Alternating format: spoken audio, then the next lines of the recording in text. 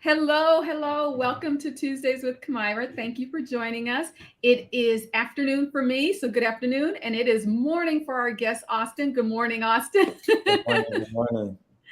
And we are here talking about youth entrepreneurial spirit and what it's like. We talk about this a lot, trying to foster an entrepreneurial spirit or helping your teens and tweens turn their passions into vocations or careers or something. And today we have someone who can show us what it's like when that happens, when you have an idea when you're young and you bring it to fruition. So, Austin is going to tell us about himself and how he did that. He is the founder and CEO of Rhymes with Reason. And that is something he started when he was in undergrad. So, he was an older teen, but but he was still younger than what we expect a CEO to be. And he has done well with it. He's been listed in Forbes 30 under 30. Yay! And we're very proud of that. Austin will answer any of your questions or comments. You can just put them in the comment section and we'll address those live on air. But let's get straight to it. Welcome, Austin. Thank you for joining us. Thank you so much for having me. I appreciate it. We appreciate you coming. Why don't we start with you begin telling us a little bit about yourself and about Rhymes with Reason? Yeah. Um, my name's Austin Martin. I am the founder of Rhymes with Reason.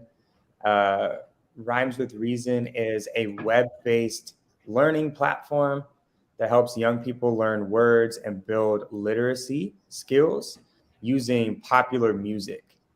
And I guess the reason, well, not I guess, I know the reason that I started this and have created this is that when I was a young child, I was, I would say, not the most naturally uh, drawn to traditional academics, but I was very, very, very drawn to music, and particularly the lyrical element of music. Um, Basically, English language arts, when presented through the format of music, appealed to me in a way that traditional English language arts and traditional academic subjects just did not. And I would literally study lyrics like it was like a seventh subject that I didn't have in school, but it was like an extra subject, and treated it like homework. I would go home, instead of doing my homework, I would look up songs from my favorite artists and try to understand everything that they were saying in their lyrics. Try to understand the stories they would tell. Try to understand all the different references they made culturally, linguistically, etc. And through this process, during this, my, I guess, uh, early adolescence and like when I was doing this, I really built a lot of skills that helped turn me into a good student over time. That I eventually was able to translate into success in English language arts and the humanities subjects in school once I got older, once I was a high schooler. And when I was in high school, I had good mentorship and things like that and just matured. And I eventually got into Brown University for undergrad. And at Brown, I had this idea that I wanted to provide the same spark that I had, to the next generation of young people, basically pairing music and the lyrical aspect of music with English language development and reading development. So Rhymes with Reason started as a project that I initiated at Brown, where I examined the relationship between SAT words and popular song lyrics. The project started out where I looked up the top 100 words on the SAT, and I found 67 of the top 100 words on the SAT in popular song lyrics. So with that, I kind of had this initial nugget of information that I built out into an archive of vocabulary that aligned with standardized testing, that's also in the music that kids listen to every day without anybody forcing them to do so. So that's like how Rhymes with Reason started, and a little bit of background about me as an individual. So you said you had a project in college. Yeah. Did you enter college wanting to explore this, or is it something that happened along the way? I entered college with a couple ideas in my head. Mhm. And those ideas, the first is I felt really, really fortunate to go to the college that I got accepted to. I oddly enough, there was a part of me that like didn't feel like I deserved it. I feel like that's just like, I guess just imposter syndrome, as they talk about. But I bring that up to say that that really motivated me, to because I didn't feel like I deserved it, or I felt like I got really lucky to be there. Like I felt like I wanted to give back. Like I felt like an obligation to kind of like recycle the blessing in a way. Okay.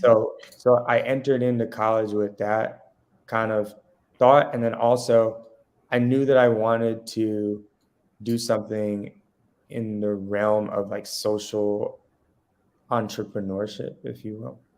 Um, Okay. yeah, Were you always entrepreneurial? yes, yeah. I technically it wasn't like I didn't legally incorporate or anything, but started a business for the first time when I was 11. Um, Oh, what was it?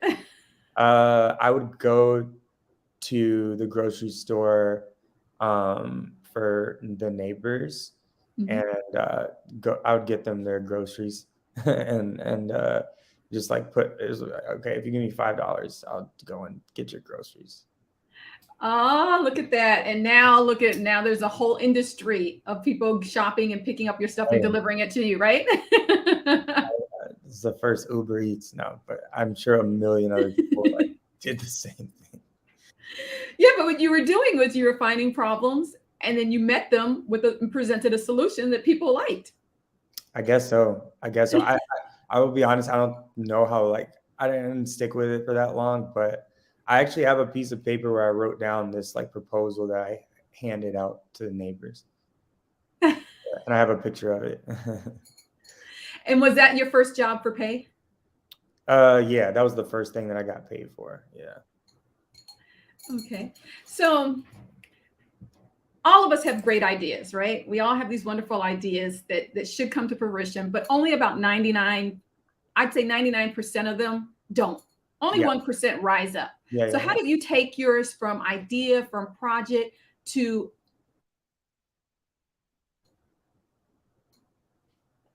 Oh, so I'm so sorry. It actually disconnected for a second when you asked okay. about from project to. Yep. So how did you take your idea from idea and school project to reality? Mm, okay, a very long process. Mhm. I think the first thing there are a couple there's a couple key timestamps that I think of in that process. The first is I remember I first had this idea and I told a classmate of mine at Brown about it. And this classmate was maybe 2 years older than me. And he was involved in Brown's entrepreneurship department and had started a business. And he uh, I asked him like, okay, how do I do like I have this idea, like how do I bring it to fruition? Like you just said. He said the first step is buying a domain name. So he was like, buy a website where you can house this concept and create what's called a minimum viable product. So a place where you create the cheapest version of your product, or even if there's pictures of it, or like if you want to show it to somebody that could help you bring it to fruition, like a place where there's some concrete like evidence, or some is like a concrete like a place where your idea can people can view your idea or get the concept, right? So he said buy a domain name, and it cost me $100 to buy the domain name. He said like, he was young at the time, but he was like, a lot of people have asked me like, how do I get started? And he said, like kind of like you said, he said 95% of people don't actually follow through and buy the domain name. And that's like the first step is literally just taking the first step is where 95% of people don't take the first step. And that's where you can't get started if you're not willing to take the first step. So whether it's buying a domain name or it's I don't know, like The proposal you did for your grocery business? the proposal, Yeah. just take that first step. And yeah, so that was the first step. And then from there, I wrote a proposal in undergrad and I got a grant to build out the initial, what's called minimum viable product of Rhymes with Reason. And yeah, and then from there, it kind of was just like a snowball where like went from the minimum viable product to having people use it, them really liking it, then me doing pricing research, and then being like, hey, and this is another pivotal moment. I had an advisor tell me, like, based on your research, just put a price out there and see if people will pay it. And they paid it, didn't blink. Not to say that it's easy, because like there's we're still to this day trying to tweak our pricing and figure it out. But a lot of people are scared to take that first step to be like, okay, can I actually sell something that I created? Like, I feel like a lot of people, there's a certain amount of self-belief maybe that it takes to charge for something that came from your head, and feel that it's worthy of being paid for. So it took me a while to like muster up the courage to do that. But once I did and saw that it was embraced, then that was another pivotal point in this turning into a real tangible business. And what lessons have you learned along the way, especially lessons that would help other young people who have an idea that they want to bring to fruition? Yeah, I think like I just said, one of the key lessons is that getting started is literally like, and this is a lesson that I'm learning, I'm continuing to learn like every day as a like still. Take things one step at a time.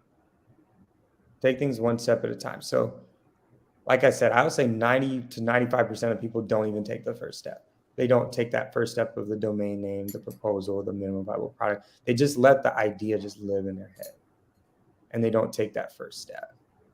So just take everything one step at a time. Like, again, I'm still doing that. Like years later, I'm still taking one step at a time. There are goals that I have that are really huge, like really huge, and things that seem overwhelming in terms of like like feels like climbing Mount Everest if I look at it just at its face value. But if I take it one step at a time, say, okay, today, like what can I do to work toward that goal?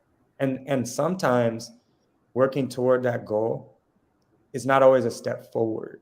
Sometimes it's a step backwards. Sometimes it's a step sideways. So just worry about that step. Again, I'm saying this like I've mastered it. I have not. I'm still working on it, but I feel very, very confident that that's really the key. Is taking it one step at a time. So you're going from if you're on step 0, take step 1. That's the only way it's possible.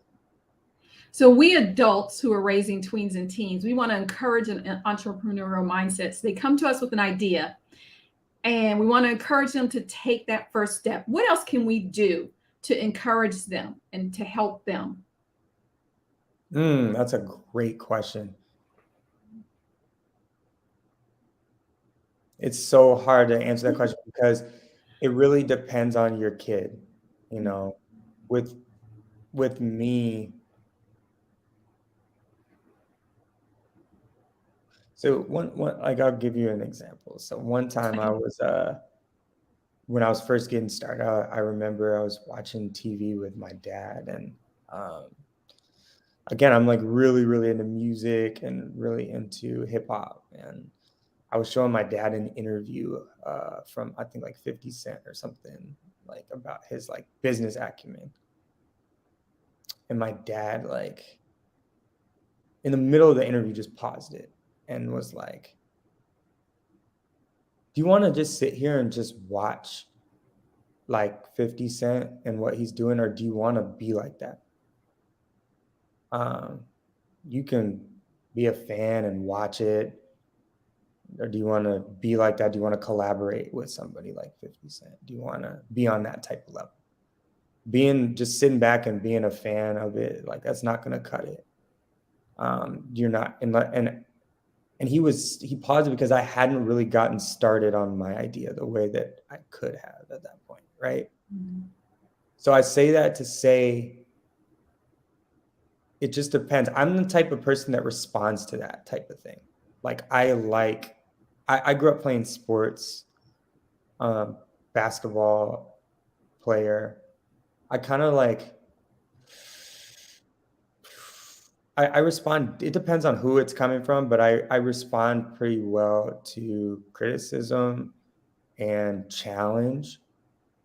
If that's your kid, then like challenge them. Um, Again, sometimes like it works, sometimes it doesn't. I don't know. It just really depends. Like that sort of like um message like just like stuck with me. And again, for another kid, I don't know if that works or if that is like the style that works for them. But it's, if you know your kid and you know how to get them to like act and move, then like utilize like what you know um, to get them going. So you have to know your child and know what it is that inspires them or And take- expose them. For example, we were talking last week about video gaming and gaming. And I was saying how with one of my gamers who was playing all the time, and a lot of parents do this. Um, at some point, you're like, okay, you're a gamer, but you have to do more than play games that other people are making money off of while you play. And so then you enroll them in a program that teaches them how to make games and Exactly. other things so they learn more about Oh something, yeah. use it to expose them. Oh yeah. No, so I guess I was leaving out the portion of exposure. I was Mhm. exposed at that point, right? Again, like this was at the point where I kind of started working on my idea, but I was kind of like being uh I didn't have the drive around it that I needed to be successful with it. Mhm. Um, but yeah, yes, exposure is it's how to get you to even the idea stage and phase. But after you have the idea, I don't know. Like it's kind of like just however you feel like your kid is can be motivated the best. You got to tap into that. In our house, we call it the fire in the belly. And some kids, they have the fire in the belly and it's right there. And you just have to, help them manage it. Other kids, you're like, how can I ignite this flame? so Yeah, it's, so we have to know our kids to do that. absolutely. What advice do you have for any budding young entrepreneurs? Take the first step. Take it one step at a time, but also, hmm,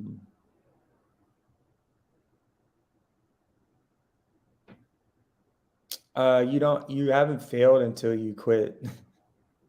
That's great. That's great.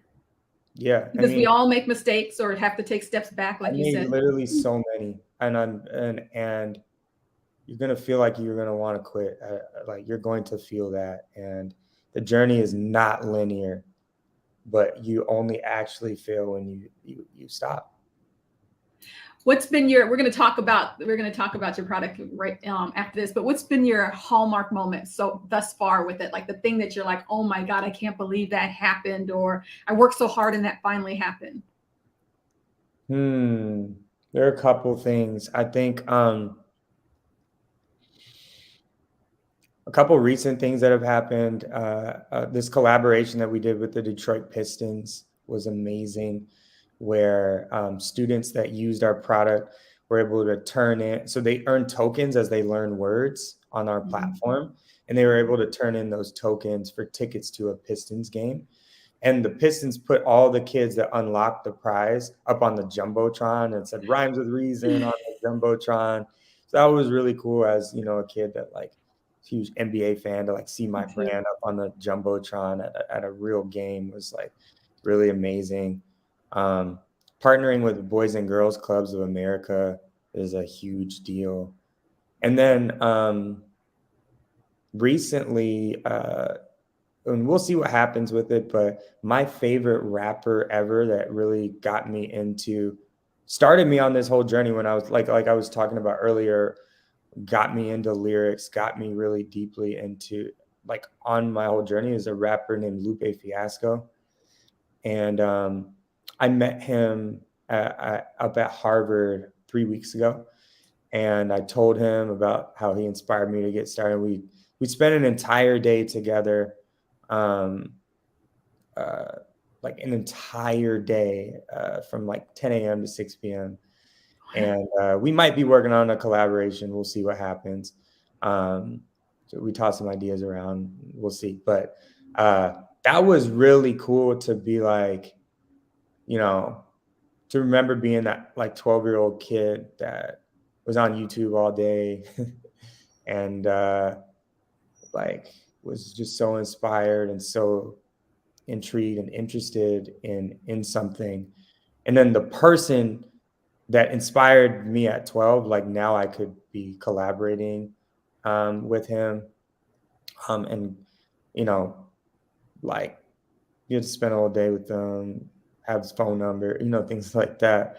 Yeah. Like that's like really cool. And it's like, that's like a real testament to just like hard work, put yourself in the right places and spaces.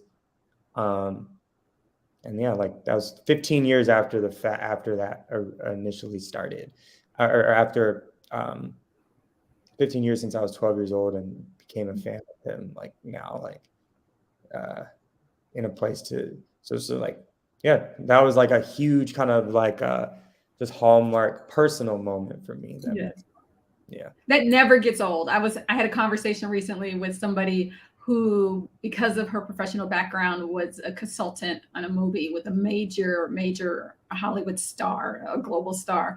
And we were talking about the movie, and somebody said, "Oh, did you actually meet the star?" And she's pulled out her cell phone. She's like, "I have her number." It never Yeah, gets old. It never never. gets old. No, it's super cool. So, how do people access Rhymes with Reason? Who's using it now, and what do you see on the horizon for it? Yeah, so if you go to www.rhymeswithreason.com, um, you can access the platform there. Right now, it is we mostly sell our product to schools and after school programs, but so teachers can sign up, principals can sign up, executive directors can sign up. But additionally, there is a parent subscription. We're working on refining it a bit for parents and families, but there is a parent subscription that exists right now for your individual teen, your individual child. So check that out. But know that things are going to be added to it that are going to make it even better. But it's $9.99 a month.